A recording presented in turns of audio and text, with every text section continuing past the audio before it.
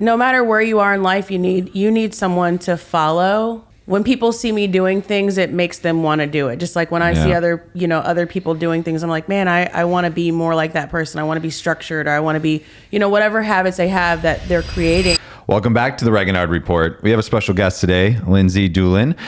Lindsey, look at this fresh fade. She's actually my barber, and also a lot of other people locally in town. She is the owner of Beards and Brews, two different locations, one in Bonita Springs as well as one here locally in Naples. She's obviously built a couple amazing businesses locally, all the ups and downs of being an entrepreneur. So we're really excited to have you on as a guest today, Lindsey. So welcome to the podcast. Thank you so much. Yeah. So I invited Lindsey on today to kind of talk about the progression of being a franchise owner, a business owner, an entrepreneur, all the different struggles that myself, she has, different people have. So we're going to be talking about some of those things today. And honestly, the struggles of hiring, right? How it's difficult to find some really good people that want to work, that care about working, that show up, take accountability, right? So, so far, Lindsey, how has been your experience as being a business owner? Being a business owner has been extremely fun. I like that I get to create the culture that I've always wanted to work in. And so, starting something that's really small and watching it get massive. But it also has its challenges with finding the right people and being able to make sure that those people get along with other people that work together, because that dynamic isn't always there. So culture is so important. It makes or breaks your business. Yeah. Especially when you have a lot of people and you guys have a lot of gals, right? Sometimes that can create a little bit more dynamic, right? So, well, let's step back for a second. You obviously been cutting hair and been in that realm, in that industry for a while. You didn't always have your own business, right? You worked under someone else for a while? Yeah, so I managed a corporate place for 9 years, and I kind of mastered my craft there. I started off in full service, and then I decided that I really wanted to do men's hair. And so, when I started doing men's hair, I didn't really know how to cut hair until I started behind the chair, working at this place. And so after a while, I realized that I had hit my ceiling and I needed to do something different. Okay. So I kind of went on my own, and then it just kind of grew from there. Now, there's a lot of people in that spot. They're kind of, let's say, at a ceiling. They're at that top level that they think that is available at their current position or location. And they might want to venture off on their own, and they see a million Instagram things like, you can be your own boss, you can be your own entrepreneur, blah, blah, blah, right? Well, there's a lot of things that go into it, which we'll talk about. But what do you think the best advice for someone, if they're at that point, for them to know internally, yes, I'm ready to make that step or leap into, a small business. Maybe it's acquiring a business, or maybe it's starting, one on their own. I think the first step would be to actually speak with the person that you're working for. I probably should have had a conversation with my owner to see if I was actually at my ceiling, because maybe there was a position that they could have created for me, once they were able to see what I was capable of doing. And had they known that I wanted to do my own thing, then, it could have been partnering with them or something like that. And so I think the biggest thing was I had no game plan. And so I probably would have done a little more research, but it was kind of I felt like it was time to make a shift, and I just kind of did it really quick without really thinking it through. So I think having a thorough process of what that looks like, what do you think it actually takes, and talking to people that are going to put you in a better position. Talking to people that maybe go into SCORE or these companies that help you, come up with a business plan and all those kind of things, because I started a business and it grew fast, and I didn't have those things in place to, fall back on, right? Yeah. So I was kind of like learning on the go. And which most entrepreneur, if you're an entrepreneur and you're in that spot right now, Yeah. you're like 99% of people, right? Yeah. Like I didn't do it. Most people didn't, right? They're like sink or swim, like go, like I'll figure it out. Exactly. And then you're like, holy crap, like where am I? I built a big business, but like, I don't even know what a goal is. I don't have any goals. Exactly. What? I'm supposed to set a KPI. What does KPI even mean? Right. Accountability, culture, what? It's like, so you're not alone if you're there, right? And it's not wrong for you to just go out and get some business and learn on the go like you did, I did, and most business owners did.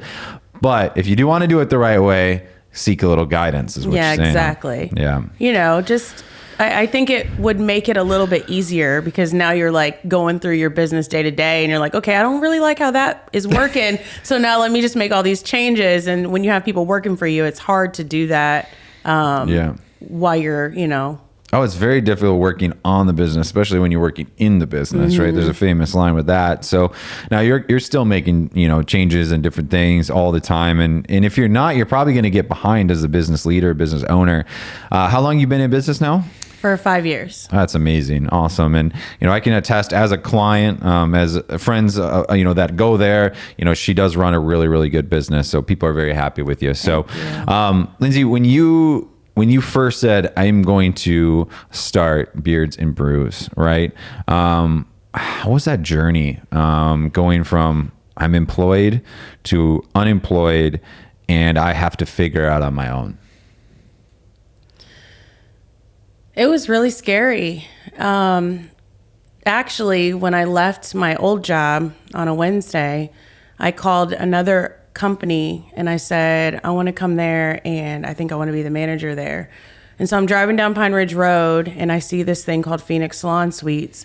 And I kept hearing about these salon suites where they're basically like little office buildings and every office is a salon for people that don't know. And I said, I just felt like my car was going that way. And I was like, let me just go in here and see. And so I called the other franchise owner that I was going to go meet. And I said, I think I'm going to try to do my own thing. And he was like, oh, I didn't know you wanted to do that. And I was like, me either. But I just went here and it just feels like the right thing to do. And so I went in there and I had like $1,500 and they're like, you get this space and you have to build it out. And I'm like, all right, well, I don't have enough money for that, but we're going to make it work. And we just kind of, I just started and it was a lot of sitting there and doing nothing. And, and then all of a sudden we just got really, really busy. I mean, it was definitely not in my plan to be a business owner at all. You mentioned there that, you didn't have a ton of money to start. A lot of people are hesitant to get into business because they think, oh, I need to set up a business, a corporation and whatnot, which you do need to do it legally, right? IRS will get you, right? You need to do it the correct way, but you don't need $50,000, $100,000 to start a business, right? You need hard work. Right. You need, grit, get out and do it, right? And that's kind of what you're saying. Yeah. I think that, like fear of not having everything in place is what keeps you like from growing. And I think once you like actually believe in yourself and you say, okay, what is it going to take for me to get to the next level? Like no matter how hard it is, like I'm willing to do that. And I think that every day, even though it was really hard when you go there and you sit in your suite all day long and you have no clients, it's like, you know what? I got to be here because it's like a part of it. And I just have to sit here no matter how long it takes. And, I have to talk to this many people, they say like the power of numbers. Yeah. And it's like, I have to talk to this many people and I got to tell them what I'm doing. And every day it just got a little bit easier, and I think that a lot of times we are so comfortable where we are that we're not willing to get uncomfortable to grow and to move forward. And it stunts your growth. Like it really keeps you like, you'll never reach your potential because you're afraid, you know? And like, if I would have stayed where I was, I mean, I'm so grateful for that company. Like I learned so much, but if I would have stayed there, like I never would have achieved like half the things that I have now or, have experienced. I'm just like a different person. And you mentioned that you have to get uncomfortable to be able to grow, right? Like I love it working out and that's 100% every single muscle in your body, right? It's not going to grow until you tear it, rip it, like, stretch it, like all those different terms, right? You get uncomfortable. It's hard work. It's the same thing with business, right? Yeah. And people need to realize that you got to get out there. You got to get uncomfortable. You got to put yourself in the corner, right? They say sometimes you do best when you're backed up into a corner and you got to fight your way out. Well, that's usually most of the time for most entrepreneurs. They put themselves in a situation, they leave a job, and they're like, well, I got to pay the bills somehow, right? Like, I got to survive here. Yes. So, it's interesting. So I just will say this to someone that's listening, that you really need to put yourself out there. She couldn't have said it better, and get uncomfortable to be able to take to the next journey. And you'll learn on the way, right? I mean, how many things did you learn in that first week, the first day? I mean, like, it's just like you'll learn, because people think like, well, I don't have a teacher. And we'll talk about coaching a little bit later, but like, which is important, but you'll teach yourself a lot. Mm-hmm. And I think you end up creating your path based off of like what you liked, what when you're an employee, like what you like and what you don't like and what you wish you had. And so you kind of start to build what your ideal company looks like. And you're probably going to change it. Like, I'm still making changes to make it like a better place where people want to work and they feel like they can, develop and stuff like that. But it's just, I think that's like the key. What do you like? What do you want? What can you do different? What value can you bring to people that want to work with your company? And,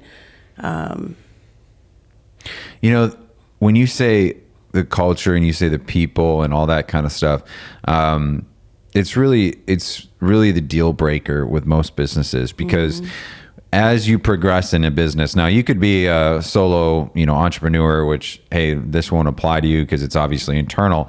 But most of the businesses that people are creating, they obviously want to build a team and everything like that. And could you run your business without your team? No. Absolutely not, right? And no one can, right? We all need our team, and they need you.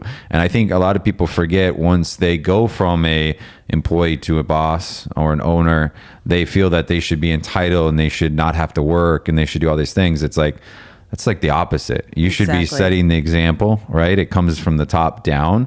I know I see you as Lindsey and the owner, like, you open the door to the shop. Now, I'm usually the first, haircut of the day, because I like to get everything done in the morning. But anyway, so I wake her up and get her out of the door. But she's the first one there. You've also been the last one. Like, you set the example for the gals that are in the salon with you. And that's super important, that people need to realize that, like, that goes a long way. Yeah. I think you can't ask people to do things that you're not willing to do. And I think that sometimes people don't realize how important, like, no matter where you are in life, you need someone to follow.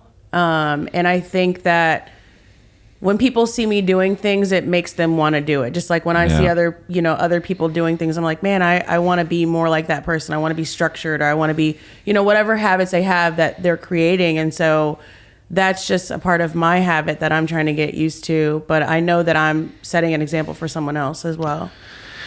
And I feel this too, right? Once you get in that, it's not a competition where you're trying to outdo each other. But once you do find good people and a good culture, like, they're working hard and they're doing unique things, which motivates you to do more things. And it's this like compound effect. It's like accountability partner. 100%. Yeah. But with your own team and your own staff. Yeah. Because you're all trying to grow the business together. Yeah, but you're also trying to grow as people. A lot of, the girls that, first of all, we're a full barbershop, a company with all women, not by just, it just happened that way. But a lot of us are moms. Yeah. And so it's like, you need someone to like cheer you on and, kind of encourage you and stuff like that. So it's, that accountability is always good to have with each other. Remind you, you're not alone. Right. Exactly. At the end of the day, there's other people in the same situations and whatnot. So it's really good. Now, I do want to say to someone that's an entrepreneur or whatnot, right? Like, I learned a lot from other industries, other people. You did as well. Sometimes it's not always the best just to go out and, have no guidance and no direction. Like, it's great to learn from other people and then apply those with your business. I think some people, jumped the gun a little too soon. Yeah, right? for sure. And, but if that's your case, you know, and you want to go into it, then I would highly suggest seeking out like a coach or something. Now, you do coaching, I do coaching. Coaching is important. What's your thoughts on coaching? Man, so I love coaching. I'm unorganized chaos. And so with having a business coach, it helps you to like organize yourself a little bit more. Like I never really used a calendar before. I'm kind of like, I mean, hairstylists, we're just that way. Like we're creative and creative. You're artists. Right. So your mind is like constantly going. And so, you know, just using a calendar and like setting those time blocks for things that you need to get done. But also just, you know, the basics of your business. Like, what is your mission statement? What are your, you know, goals? What is your 5-year plan? It's like you always say all these different things, but like if you actually don't write them down and put them into motion, then they don't happen. It's like, yeah, I want to, you know, buy a house, but it's like, okay, what are the steps you need to buy a house? What are the steps you need to, you know, you can't just keep saying it. So I think like having a coach helps you create the foundation to get to your goals. And they also hold you accountable because no one wants to show up to their coach and say, like, I haven't done the work that we just talked about. You know, like I'm paying you, but you know. Was it humbling to hire a coach? Yeah, it's very humbling because you think you have it all together. And then they start like diving through your P&L and like, you're like, oh, it's like wait. They got the highlighter out, just like, what about this? What about this? Exactly. So I think it's in a good way, right? It's a humbling experience though. And people sometimes don't want to take that step. I mean, what's your advice? I believe everyone should, but yeah, you definitely want to have a coach because you want someone around you that's going to be like raw and real. I think that a lot of times when you have like people that work for you, they just want to say whatever's going to make you happy. They're like cheerleaders. Yeah, but you need a coach that's going to say, okay, like you can keep doing it this way and this is what you're going to get, or you can do it this way and this is what you're going to get. And so I made a lot of mistakes, and you know, like you look at your numbers and you're like, man, we're crushing it. But it's like, if I would be doing things a little bit different, we would really be crushing it, you know? But you said a key point. You said a little bit different. A lot of the times, and my feedback that I've gotten and realization through coaching is that I don't need to reinvent my whole business. I don't need to change everything. You said change a few little things and you can do a lot better. Yeah, I think it's that's crazy. a huge thing. It's crazy. Yeah, because you probably tweaked a few things. Your profitability has gone up a lot, different things that I bet even your staff barely even noticed that you changed, or your clients even changed, but you did internally, and it's night and day difference. You definitely need another set of eyes, especially if you don't have a partner. Yeah. You know, if you don't have a your coach is kind of like your partner. You know, they're kind of like looking and making sure that you're doing things the right way. So yeah. Now, I do want to address like coaching can get expensive. Yeah. Now, there's different levels of coaching, right? There is a newer coach, right? Maybe less experienced. And then there is hiring Grant Cardone. Or, you know, or whoever that your idol of a entrepreneurial leader is, right? And, you know, people spend hundreds of thousands, millions, right, a year, big businesses hiring coaches, and other people spend smaller dollar, right? It's relevant to your business, but you will get, in my belief, you'll get way more and you'll get what you pay for. Your thoughts on that? Yeah, I think that is true because, every coach has their own price point, but I think that getting a coach is the first step. I mean, even if you could only afford like group coaching or, you know, whatever, it's definitely worth it. Like you can't really put a price on like the value that you're going to get out of it. It's like one of those things that's like a non-negotiable. It's like, yeah, it's going to cost me, you know, this amount of money, but how much money am I going to make because I have this coach? And so that's kind of like, it's when you look at the price, you definitely have sticker shock, but you know, when you can see the growth in yourself and in your business, then it kind of doesn't matter. Right. It will outweigh, you know, the ROI, right? Yeah. Like if we want to pull that word out, Yeah. right? Because you're learning so much. You can't put an ROI on that, right? But if you want to just use that word. It's like, okay, you're going to make more by tweaking, maybe just even the profitability alone, tweaking or finding those, wasted, dollars per month. You might cover the cost of a coach already just by those little things. And then you implement other things. It's going to be night and day. Yeah. So, all right. You took a single location, a single business where you could go there. It was your headquarters. And you said, I want another one, right? When did you make that decision? And why did you make that decision? I made that decision about a year after I opened the first one. Super risky because I'm a risk taker. Most entrepreneurs and business owners are, right? But I just felt like, what if I can do this, And I honestly, it was a very risky decision. I can't even sugarcoat it. But I mean, I'm making it work. I basically just had a conversation with myself. Okay, so if you do this, if everybody leaves and you're in here by yourself, what do you need to do? And so I said, okay. And I realized it wasn't that big of a risk. And so I took it. And so what you're saying is it was maybe in your mind a lot riskier than it actually was when you put it down on paper? Yeah. Yeah. Again, I think it's most of the time mental. It's holding most people back. Yeah. I probably would have waited. Yeah, but we'd always do something different, right? Yeah. Like if you analyze every decision you made in business, you'd always find a different time that you wish you would have done X, Y, and Z, right? Exactly. Like grass is always greener on the other side, right? It's like we always think that, right? But it's like, no, you got to get out and do it, and you did it, right? Yeah. You had 2 successful locations, so that's huge. It's pretty fun. Yeah. Now, I want to talk about being a woman in business, right? Obviously, you're crushing it, right? Do you have other peers? Do you have people that you would have kind of like a group of other, business owners, ladies that you can bounce ideas off? Obviously, you talk about your gals kind of at work and a culture there. But do you have some people, or how have you found there? I have, sphere of influence. We even have a little group, like a little men's group, different things like that, bounce ideas off. Do you have that as well, and how do you grow with that? So I definitely have myself surrounded in a few different circles. I'm in a networking group. I also bounce a ton of ideas off my bookkeeper, I feel like. Shout out Jen. Shout out Jen Kale. But she definitely helps me get through some really difficult things, or obviously, who better to talk to about than the person that is looking at your numbers. But I'm also in a group coaching, and, so I try to keep myself around other business owners. And even though they're not doing the same thing, we all have similar struggles, or similar things going on, even though we're, some of them are general contractors or, whatever. So, it's nice to have people that are,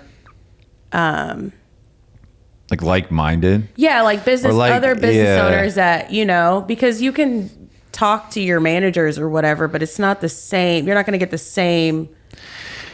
You're not going to get the same, you're not the same level. Right. Like you're dealing with different problems. Exactly. Where, and you need to talk to someone dealing those same levels, same problems, right? You're not, it's very different. And you need that. I find, and sometimes it's not even, I don't sometimes even talk a ton of business, right? It's more just sometimes it's talking, how do you incorporate business, personal life, different things, all of it into one, right? Yeah. That's sometimes a lot of a struggle, right?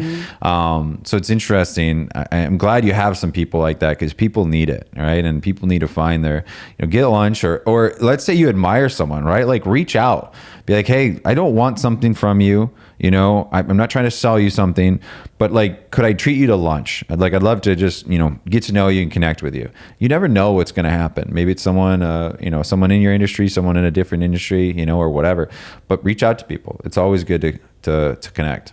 Yeah. So that's one thing that I took from you. You were telling me about, interviewing people that you inspire and that inspire you. And so I had a couple of interviews with people, just, asking them how they got started and stuff like that. And it's kind of cool because we all start in the same place. We all have that fear and, that self-doubt. And, so to watch someone that's a couple of years ahead of you just they were where you are. And even though, this person is in a totally different industry, they had the same thoughts as you. And so, I find too, my big takeaway is not that like, holy crap, like they do a better P&L. Mm-hmm. Oh my gosh, their goals are written so more, like way more clear and what, blah, blah. It's not that. Mm-hmm. It's all mindset, mm-hmm. right? It's all like how they look at things, mm-hmm. how they, handle a negative situation. Those are the things I take away from people that are way ahead of me that I learned so much from. Yeah. You know what I mean? Like it's people, but people want that, like, I want that golden nugget. You know what I mean? Like, Lindsey, teach me the golden nugget on how to run a business. And you're but there's not a golden nugget. Like there's so many people that I like look up to, and then you finally talk to them and you realize they're just normal like you. And what sets them apart? What sets them apart is that they have the confidence, and so they say this, show up like the person you want to be. And I think that that's where I have never been. So it's like this person that I'm looking up to, they're just confident. Yeah. And so they look great and they look like they have it all together because they're, so now I'm showing up confident. Right. I'm like, I got this. Yep. So act the part, feel the part, you will be the part kind of thing, right? And obviously you're not faking it, right? Like you are confident inside, but that's what it takes, right? Mm-hmm. It takes that confidence, takes the work, put in the work, show up, be there, be present. Always everyone's like, oh, you got lucky. And it's like, really? Because I was there like when I opened the store, when I closed the store, and all the other times. It's definitely not luck. It's not luck. It's not luck. It's hard work. It's staying up till 2:00 in the morning. It's doing, missing out on the things that you want to do. And but in the end, the reward is going to be so great. So you just put your head down and you stay working. Yeah. Now you obviously not only have 2 locations that you run, you have a family, you got kids. Like, how do you do that? How do you balance everything out? You're not the only one, right? In this world that has a family and that's trying to create businesses and whatnot. What are some advice to those, maybe new mothers of a huge family that want to get into entrepreneur or are battling with that right now? What are some advice there? Use your calendar. Shout out to calendar. You definitely want to I don't want to say you have to schedule in your family time, but there's definitely times where it's like, okay, this is like a non-negotiable, like my kid has gymnastics or, so you definitely want to just like when you're with your family, like that has to be their time. And you can't go back on that unless it's like an absolute emergency that you can't get out of, because the problem is when you're with when you are an entrepreneur, you never turn off.